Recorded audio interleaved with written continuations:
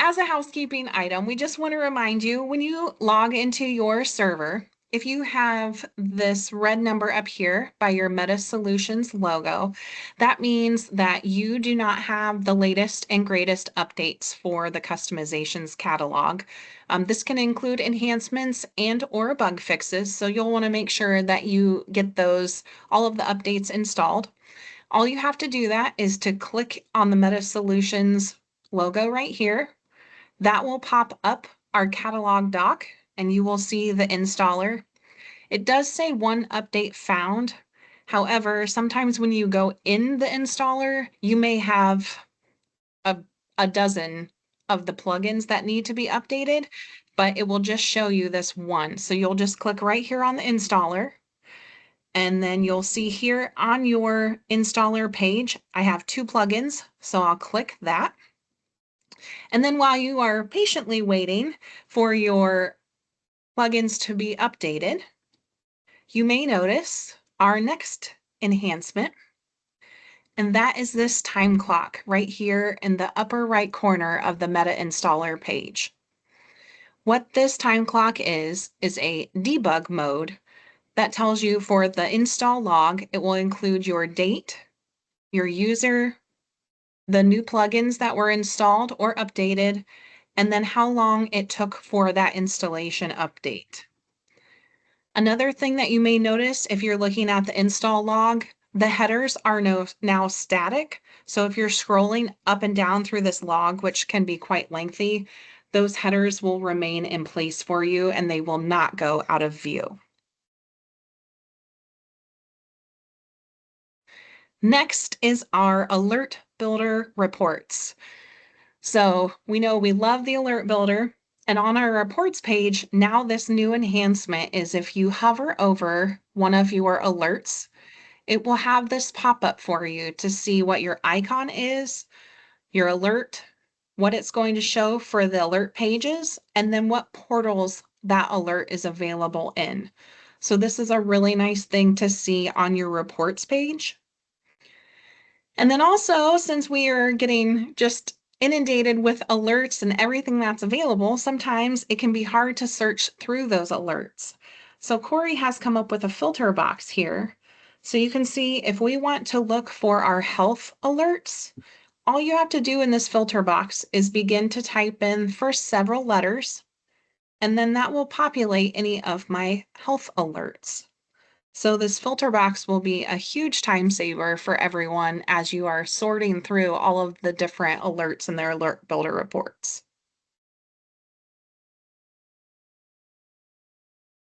Oh, and our much awaited Power Teacher Pro class alerts. So as we're in the first phase of our customization enhancement here, you'll see that this page is going to be in Power Teacher Pro, and it has its own dedicated page under the class icon on the left-hand menu.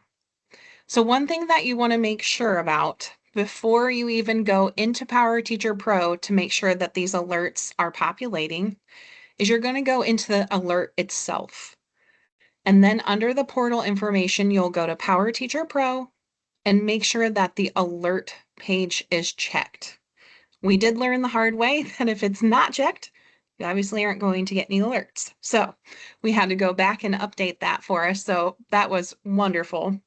But then you'll see here, this is going to show up in the Power Teacher Pro portal so they can see all of these alerts for the students. One thing to keep in mind is that this is only for the Alert Builder alerts that you have. It does not include the PowerSchool alerts yet, the core alerts yet. So that is a functionality that we hope to have in the next phase of this enhancement, but just always remember, right now it does not include core.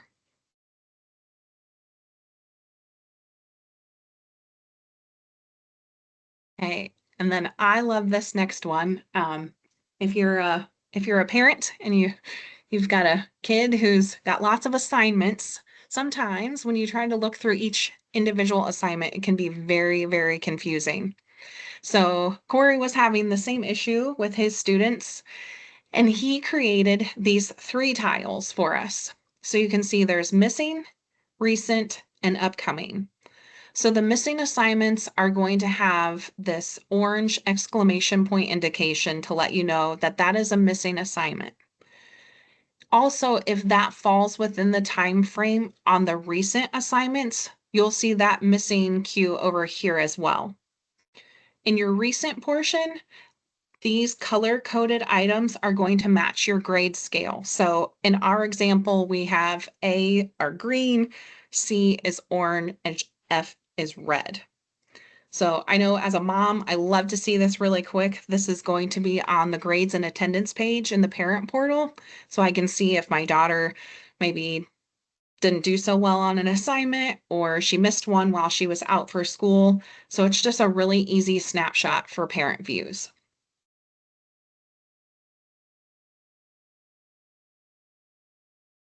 Then we have the enhanced system log viewer. So as you know, these logs can just be a little treacherous if you are trying to search through just to see what's happened if maybe a particular user has done something. Well, we now have this enhancement where you can come down here and do your user filter. So you can search for a specific user, and then when you get your log information, it will show all of the items that that particular user has done. So this can really help dwindle down what you're researching in those logs without making it so confusing, or just the user ID. You'll actually have your username now. We've got lots and lots of updates and adjustments. On our residency alert, there is now an expiration date. For the student line size, sometimes there was some conflict if there were icons that were different sizes. So this has been corrected and they should play nicely together. We shouldn't see any of those issues anymore. Then on the student demographics screen, we've added the student vehicle display color. So you can see down here, not only is the word pink, but it is actually in the color pink. So that will just make it a little bit easier to put the information in and to see it visually.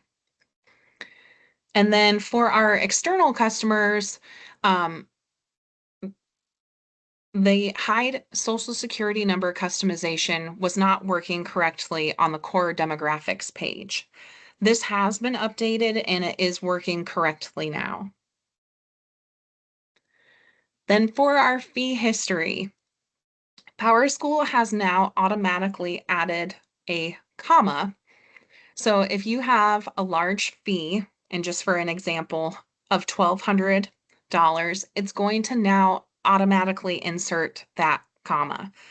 And in doing so, that caused the customization to come up with an NaN, not a number response. So you would see this on our fee history page and a couple other of the fee pages. So this has been updated and fixed, so you should no longer see this NaN. Another update is our course section filter. So if you go into your sections and you click on the filter box and maybe you search for math and it will return 4 sections for you. You can now look at that teacher's schedule, look into the section information, and you can still keep going back and forth and it will hold that selection until you change your filter. So that will be nice instead of having to type it in every single time you go back and forth. And then lastly on this page, we have our lock reporting terms settings. So we understand this page can be very, very confusing for everyone. So we're trying to make it simpler and easier to understand. So when you are at the school level, if you go to the lock reporting terms, it will now show you what the lock date will be. So if you go to the district level, there is a button, and that button is, it will say show terms column, and it will give you a grid, and it will show you the term end date, the lock date, and then how many days after the term lock will take effect. So we're just trying to make it easier to view this page and to understand how it will actually work for the users. Then we have on the emergency medical. So we've talked for a very long time about removing the legacy fields. So that should be no surprise. But one thing that was found was that on some of these legacy fields, there was a faint gray box around them, as you can see in our example here. So that has been removed, and you should no longer be seeing those, which not everyone would, but just in case. And then there was also an error saying message key not found when mass printing. And this is another item that has been corrected. Then for our meta reports, sometimes when you would try to populate a report and then you would click your back button, it would try to take you to a parameter page, but there may not have been any parameters for that particular report.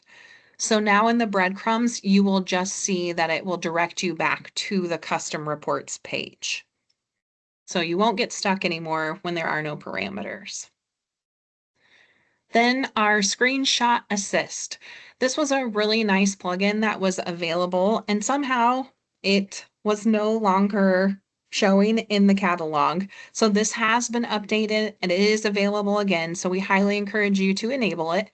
It is a really nice plugin that you can use if you are doing any kind of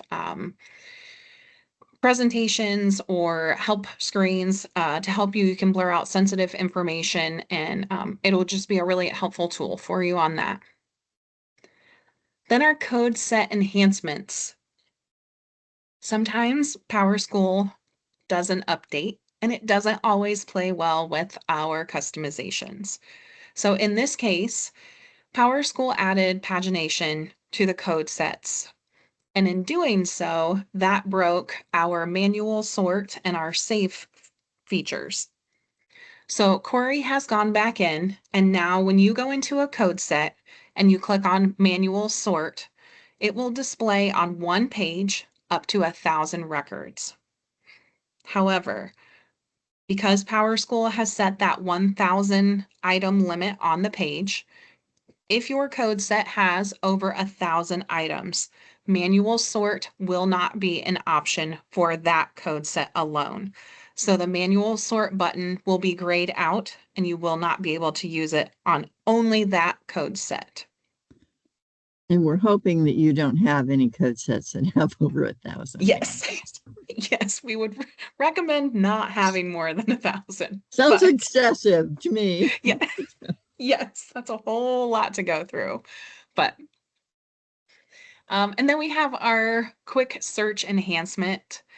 Quick search results will now be displayed in alphabetical order. And then even though we were struggling to kind of duplicate this issue, we had seen where a meta quick search could change your student selection. So we hope no one has seen that, but we have fixed that issue. Okay, and Data Export Manager. What a valuable tool. But anyone also knows that if you're using Data Export Manager, when you go to your export from and you click on your show all, it's going to bring up over 1,000 tables to pull from. So Corey has gone and he has added this looking glass. So when you click on that, and you can go here, and for me, I'm going to probably go into the attendance table. So I'll put an ATT and it will automatically populate those tables for you. This is a huge time saver for you. So you're not endlessly scrolling through everything available on that. All right, and now we get into our meta report card updates and enhancements. And there are a lot. We've noticed after the first quarter, we worked for a couple months on enhancements on report cards. So the first thing we'll talk about is the edit principal. So originally, when you are updating principal information, you would do this at the district level. You would click on school and then school information. Now, when you go at the district level into your report card settings, and you can type in the search or just find the edit principal information.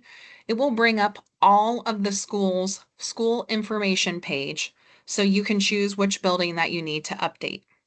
You can also do this at the school level on your report card settings, but it will give you a notification that it's going to switch you over to the district office to complete that information for your edit principal.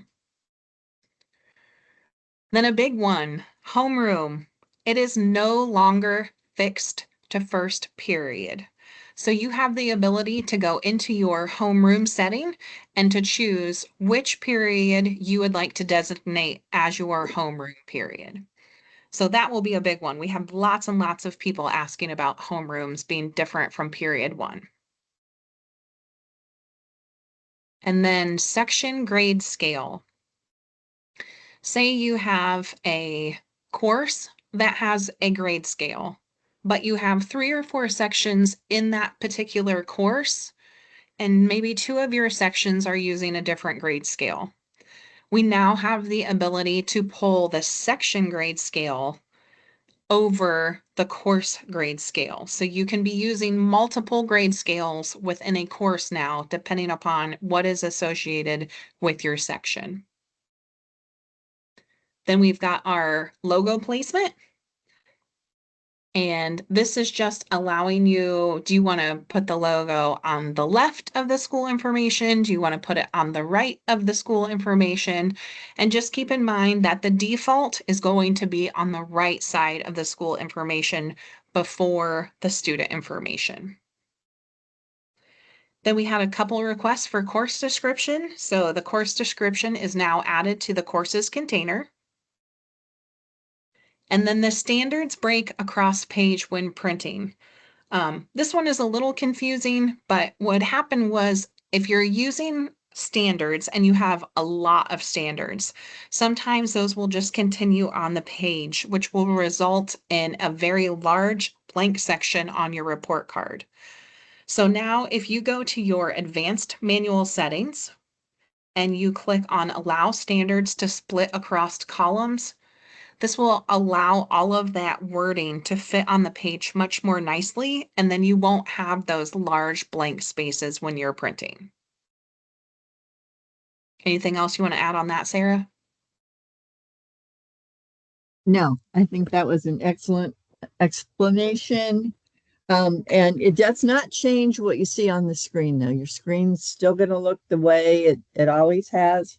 This only affects the printing.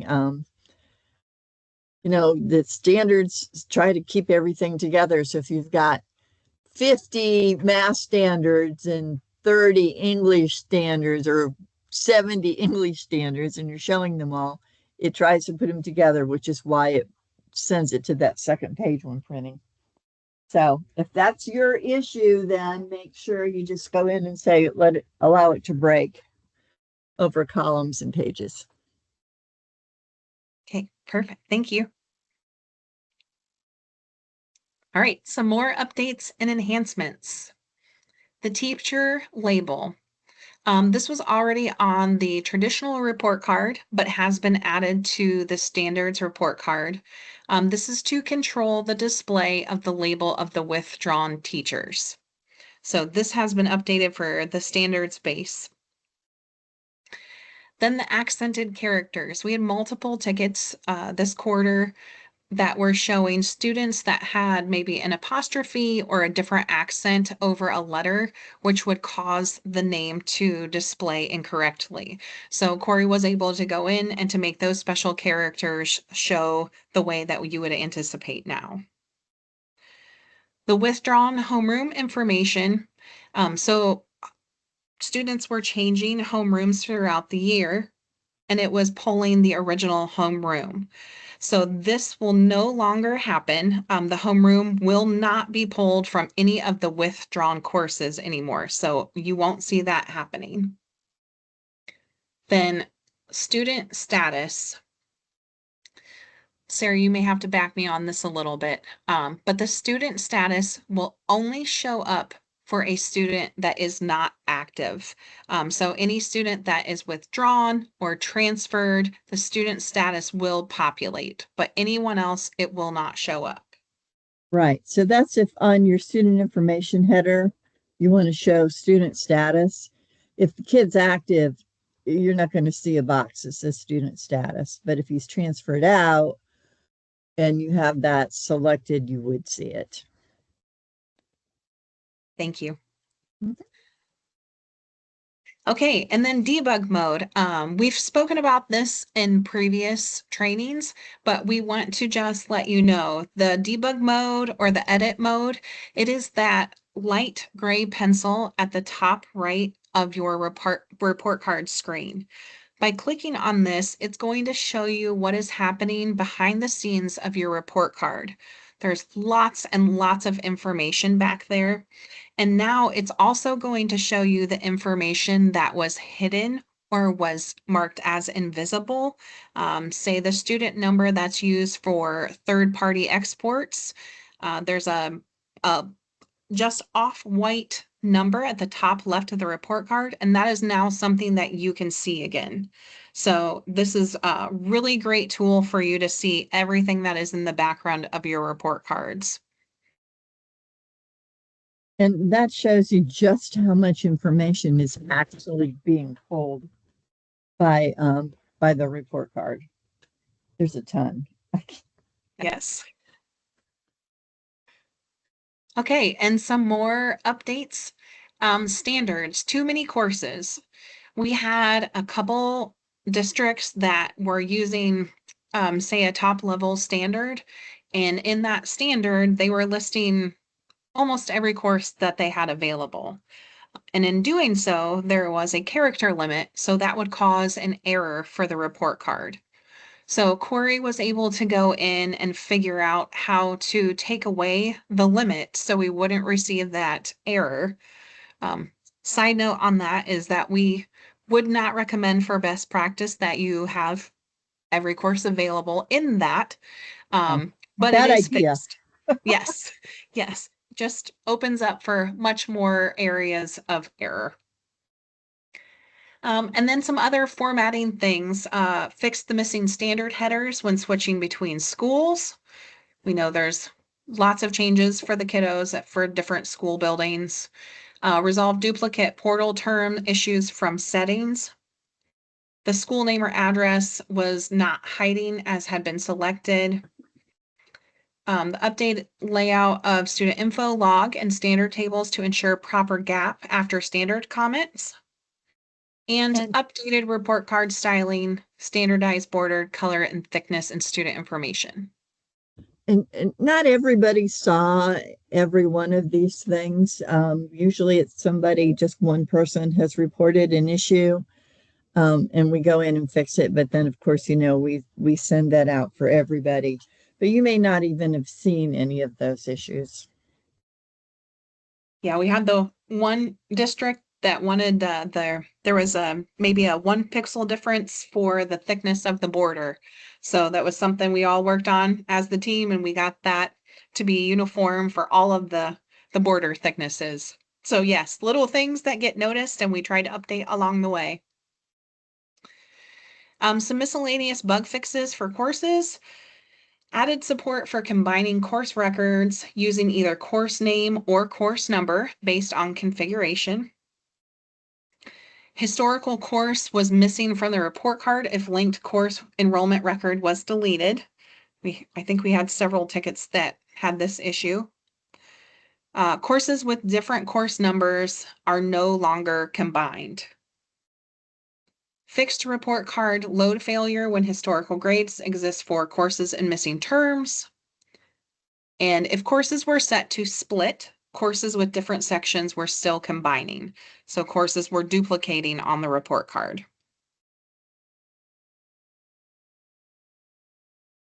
Another thing that was noticed since our last training was any of our pages that end in action.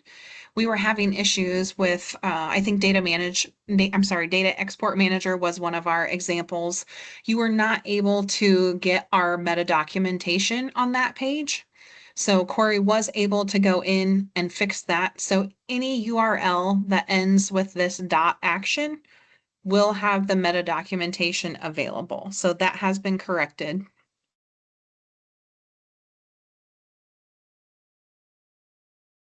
And then just a friendly reminder, don't forget to go check out the community plugins page. It's really easy to go in here. You have all kinds of filters on this page. You can go in and check out these customizations that are suggested. You'll see the number, the higher the number, the more people that are using them. Sometimes people forget to click the like that plugin button. So it may be just this 4. It doesn't mean it's a bad plugin, but it just maybe doesn't have as many likes as the other. You can also see on this page where your different versions are. You maybe need an update. You can see right here on your updates feature that you can go in and get your updated versions. But there's lots of great community plugins that you can use that will work with our customizations that we would recommend. Sarah, if you have anything to add in on those? Nope, nope. This is just a way for you to, instead of thinking, oh, gee, I have such and such customization from the exchange. I wonder if there's anything new. You don't have to worry about it because you can come here and see that, oh, yeah, there is an update or not, that you are on the latest. So it's a convenience for you. And it also allows you to vote up something that you like. If there's a customization that you like and you really like it and you vote it up, other people can look at that and say, hey, maybe I'll try that because it got voted up or down. So yes, a nice customization. That's right. Okay. So that is everything that we have for you. There were lots of bug fixes and enhancements over the last couple of months as we've been working on report cards, especially that seemed kind of as an endless season for us. But we would love if anyone has any questions, if you want to come off mute, or if you want to put any questions in the chat. Or Sarah, Sally, Steve, if you have anything to add. No, other than, we're always working to add new things. And so we would expect to be having another session like this after our January release. It'll be a minor release. There won't be a lot new, but just in case, we would still let you know and, hope you could join us for that. Yep, absolutely. Yeah, we'll plan on probably maybe a shorter call for January, but as we said in the beginning of this, we will have the presentation for you on our YouTube channel, and also the documentation that we've shown you today will be available under our meta documentation. Or as always, please feel free to email us at ps.customizations@metasolutions.net. Questions, or if you're having any issues, we're happy to help. And we do want to add that we are very grateful for all of you.